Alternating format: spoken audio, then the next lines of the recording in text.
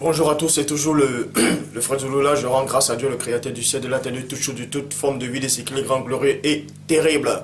Donc je vais faire la partie 2, c'est-à-dire il y a eu esclavage du peuple juif durant 400 ans en Égypte. Donc j'ai voulu faire la deuxième partie pour vous montrer effectivement où se trouvent les 400 ans d'esclavage. Donc, comme dans la première partie, je vous ai démontré avec l'Esprit de Dieu que les apôtres authentiques ont reçu dans Jean 20-22 que 400 ans d'esclavage en Égypte ne pouvaient pas avoir lieu et ça n'a pas eu lieu. Donc, parce qu'il est dit dans Proverbe 19.2 que le manque de science n'est bon pour personne et dans Proverbe 25.2, la gloire de Dieu est de cacher des choses et la gloire des rois est de sonder les choses.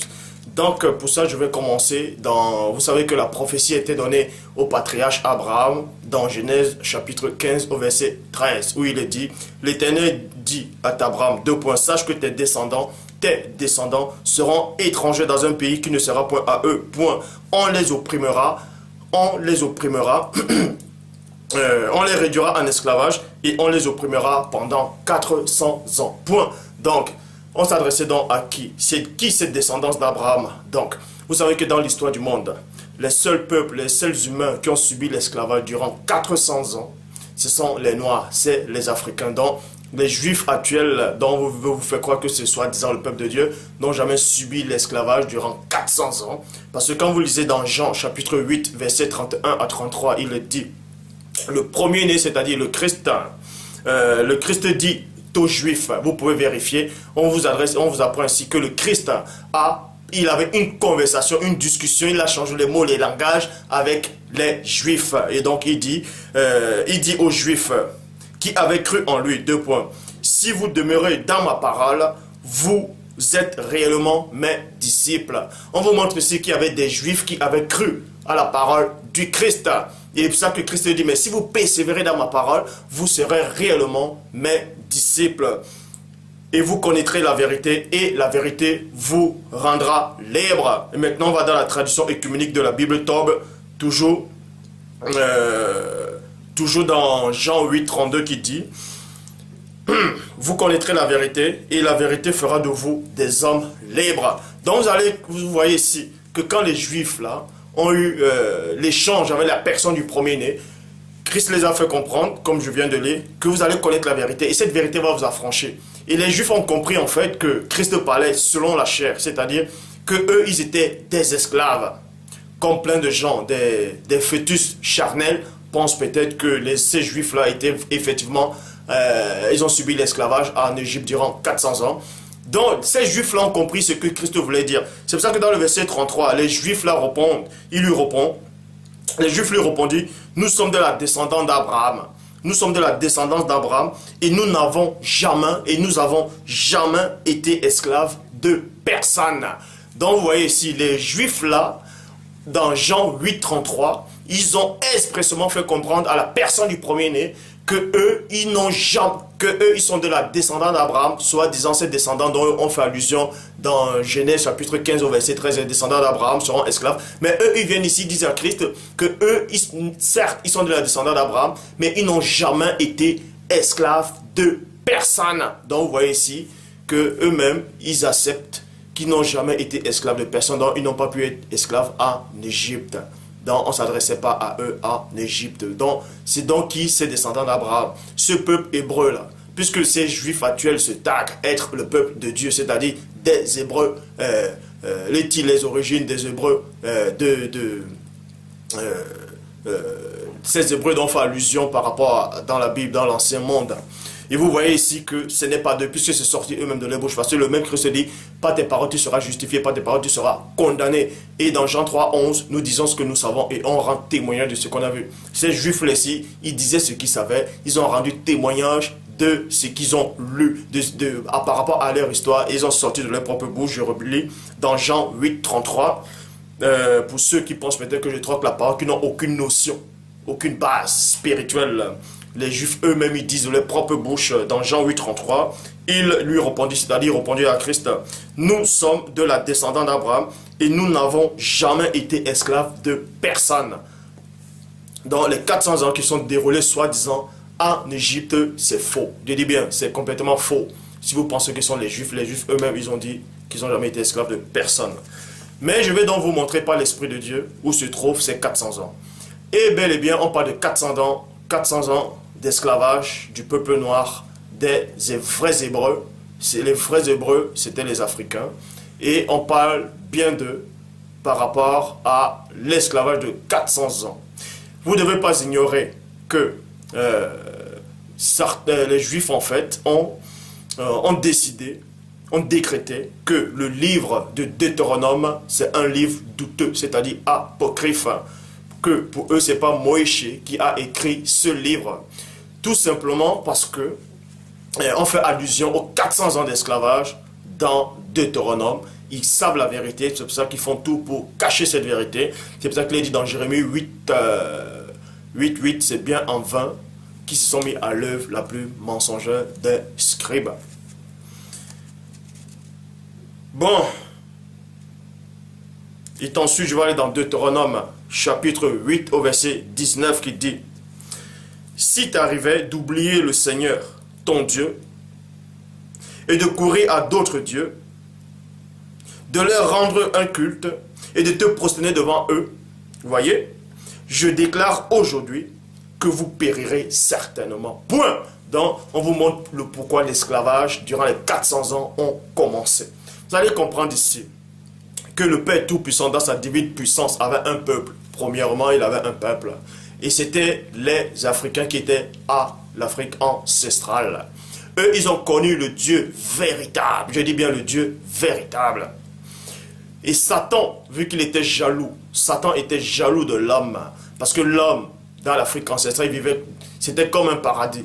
Et Satan a été jaloux de cet homme-là. Il était jaloux du peuple de Dieu, des connaissances, des facultés que ces hommes-là avaient. De l'harmonie que ces hommes avaient. Et vous voyez, Satan a réussi à s'aimer le trouble.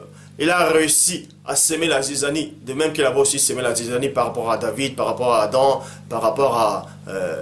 bref, il y a plein d'hommes de Dieu qui ont vacillé un moment. Parce que Satan a réussi à s'aimer la zizanie.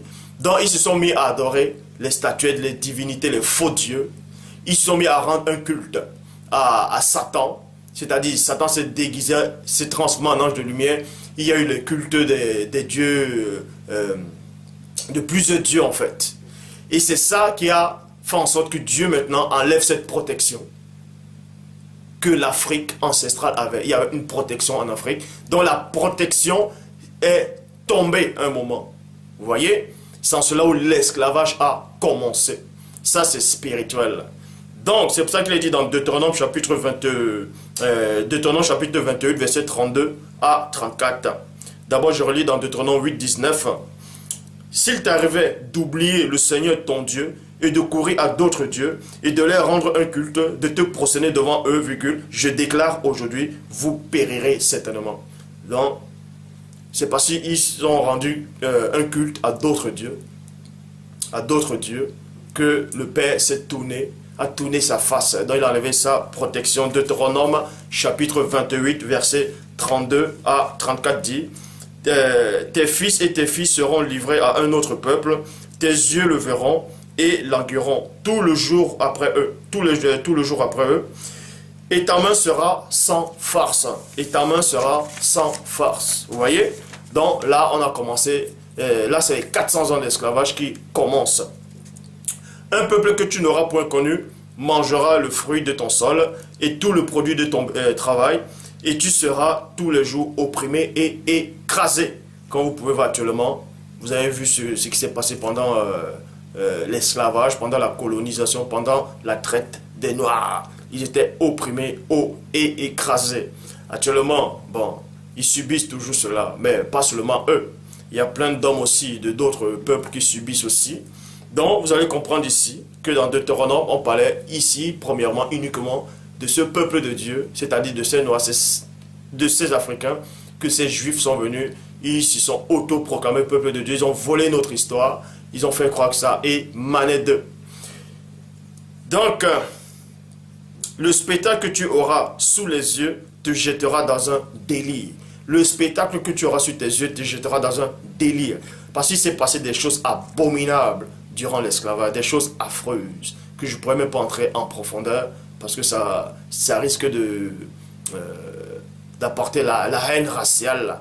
Et mon but, ce n'est pas d'apporter la haine raciale. Mon but, ce n'est pas de venir uniquement vers un peuple, c'est-à-dire le peuple noir, quoi que ce soit. Non, non.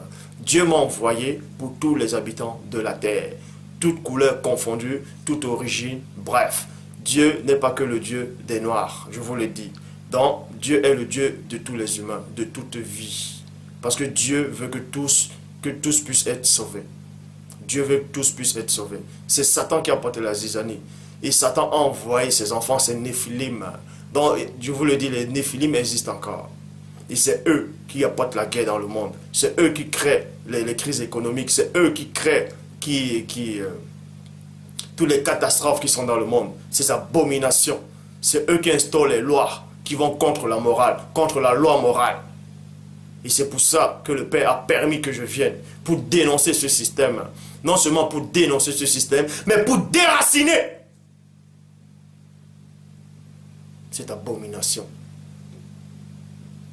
Mais la vérité historique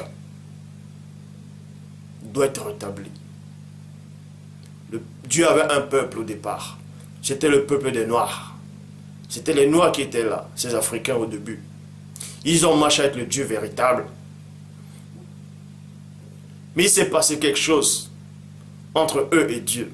Et Dieu a enlevé sa protection. Parce que Satan, je le dis encore, était jaloux de cette âme-là. À l'époque, avant que les missionnaires n'arrivent, avant qu'il y ait de l'esclavage, vos historiens, vos faux scientifiques veulent vous faire croire que le noir vivait dans des cabanes, dans la brousse, dans la forêt. Il ne savait pas parler. C'était un macaque, un bonobo, un singe, un babouin, un Roland-Houton.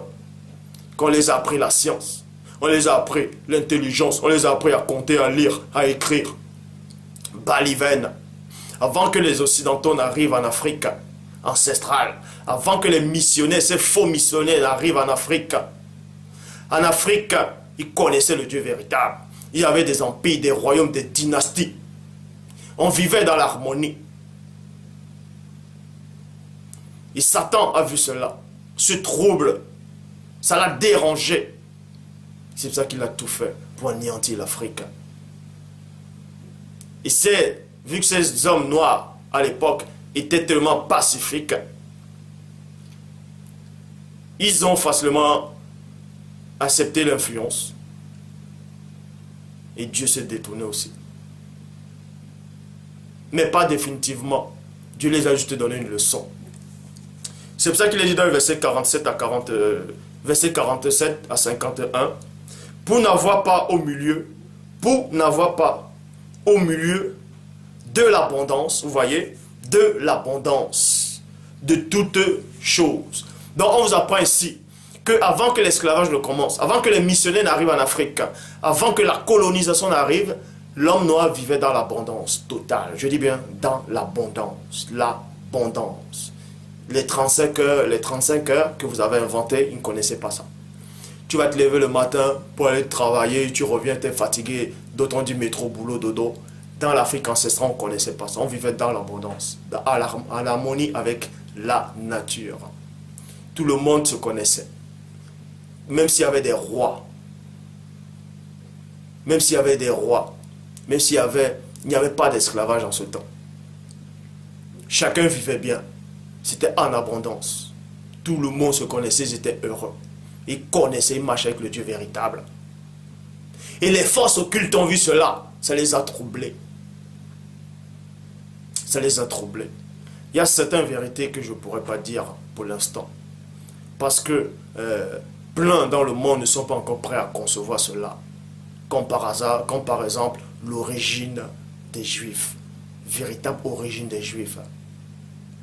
Il y a certaines choses que je ne pourrais pas dire pour l'instant. Mais toujours est-il que la parole dit ici, dans le verset 47 à 51 de Deutéronome 28, pour n'avoir pas au milieu de l'abondance et de toutes ces choses, servi l'Éternel ton Dieu avec joie et de bon cœur. Vous voyez? Tu serviras au milieu de la faim. Tu serviras au milieu de la faim et de la soif, de la nudité et de la disette, de toutes choses tes ennemis que l'Éternel enverra. De toutes choses que l'ennemi, c'est-à-dire que l'Éternel enverra contre toi, virgule, contre toi, point. Il mettra un joug de fer. Donc là, c'est l'esclavage qui commence. Il mettra un joug de fer sur ton cou. Jusqu'à ce que tu sois détruit.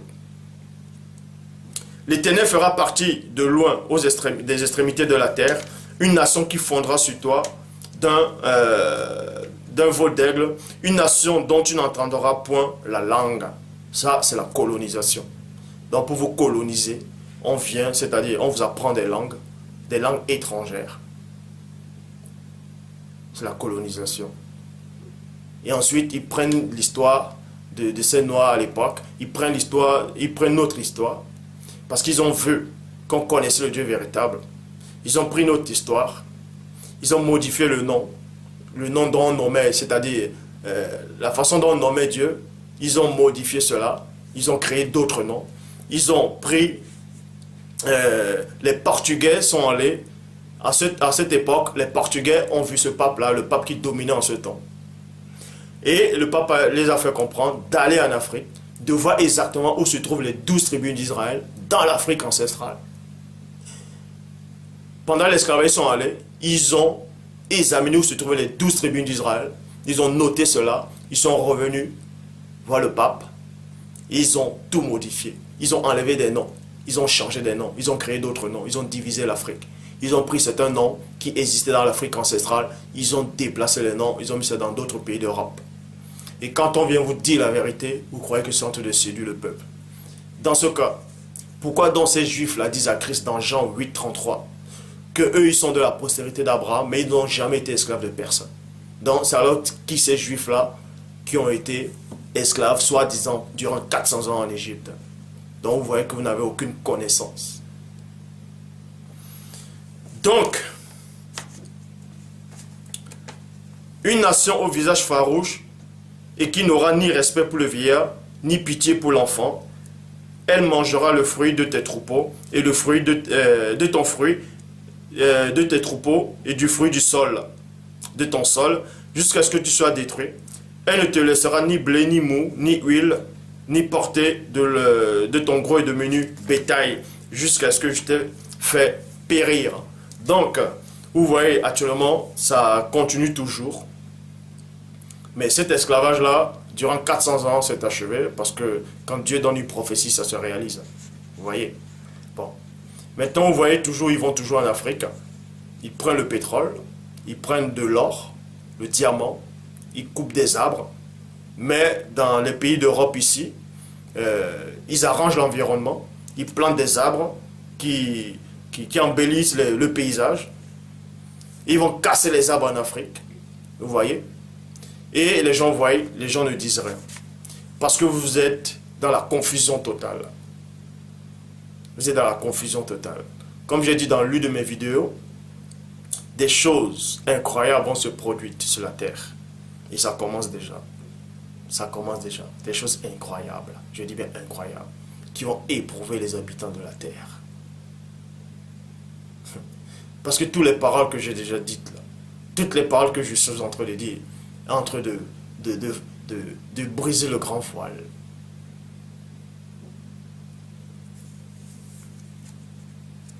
Versets 64 à 68.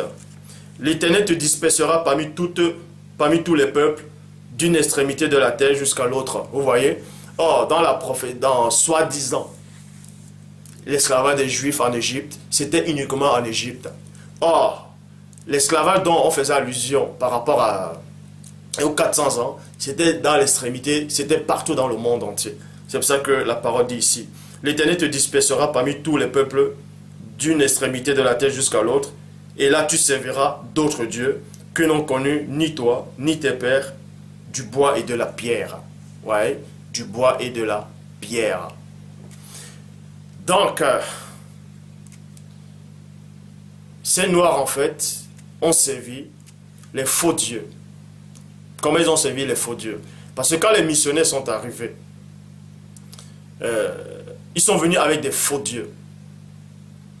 Les noms qu'on vous donne là, le nom de Jésus, ce nom n'existe pas dans l'Afrique ancestrale. Et en Afrique ancestrale, on connaissait déjà la personne du premier-né. Quand les missionnaires sont arrivés, même depuis le 1er siècle, ils ont vu que les Noirs connaissaient déjà Dieu. Qu'on connaissait même l'histoire des apôtres, l'histoire des patriarches. Ils ont vu cela. Ils sont venus les repeindre en blanc, aux yeux bleus. Ils ont dans le nom de Jésus.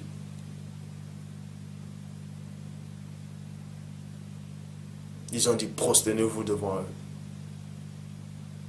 Vous prosternez devant les dieux de pierre, de bois. Et vous dites non, on n'est pas en train de se prosterner devant une statue. Le fait seulement d'accepter ce faux Jésus qu'ils ont inventé, soi-disant il est arrivé il y a 2000 ans, tout ça c'est du faux. Je le dis encore, Christ n'est pas arrivé il y a 2000 ans. Car ce sont ces mêmes gens qui disent qu'ils sont arrivés il y a 2000 ans, ces gens ne croient même pas en Dieu.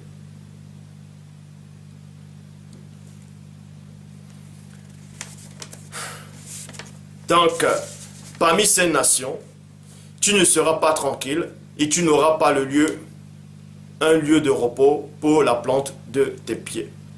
L'Éternel rendra ton cœur agité, tes yeux languissantes, ton âme souffrante. Ta vie sera comme en suspens devant toi. Tu trembleras le jour et tu trembleras la nuit et le jour. Tu douteras de ton existence. Point. Tu douteras de ton existence. On vous apprend que Adam était blanc, Ève était blanche, tous les patriarches étaient des blancs. Et que Noé a maudit son fils, c'est-à-dire par son fils, plutôt son petit-fils, Canaan, et les Noirs sont apparus. Donc, vous êtes en train de douter de votre existence. Vous doutez de votre existence. On vous dit que vous êtes venu du singe. Vous êtes des macaques, des babouins, des bonobos, des chimpanzés, des orang-outans. Et vous acceptez. Tu douteras de ton existence. Moi, je ne doute pas de mon existence, je sais qui je suis. Je sais d'où je viens et je sais où je vais repartir. Mais au dernier jour, vous aurez une surprise. Vous aurez une surprise.